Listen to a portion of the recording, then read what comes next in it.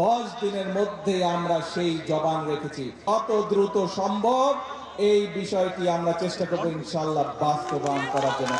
আর আপনারা দেখেছেন সরকার গঠনের পরেই আমরা নির্বাচনের আগে বলেছিলাম সারা দেশে কৃষকদের যাদের কৃষি ঋণ 10,000 টাকা পর্যন্ত আছে সুদ সহ সেই ঋণ আমরা মওকুফ করব যদি আমরা সরকার গঠন করতে পারি।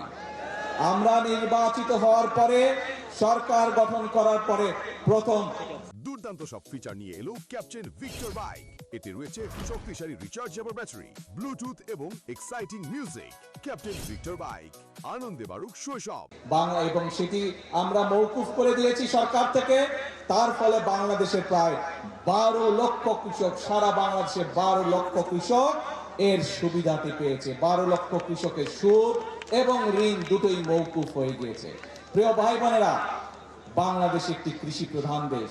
সমগ্র কুমিল্লা জেলা সহ আশেপাশের জেলাগুলিতে প্রচুর শাকসবজি উৎপাদন হয় এবং অনেক ক্ষেত্রে অনেক শাকসবজি এই এলাকা থেকে বিদেশেও রপ্তানি হয়। আপনাদের একটি দাবি হচ্ছে কৃষি বিশ্ববিদ্যালয়। আমি আগামী কয়েকদিনের মধ্যে শিক্ষামন্ত্রীর সাথে কথা বলবো এবং সবকিছু বিবেচনা করে আমরা উদ্যোগ গ্রহণের চেষ্টা করব। যত দ্রুত সম্ভব এই বিষয়টি আমরা চেষ্টা করব ইনশাআল্লাহ বাস্তবায়ন করার জন্য।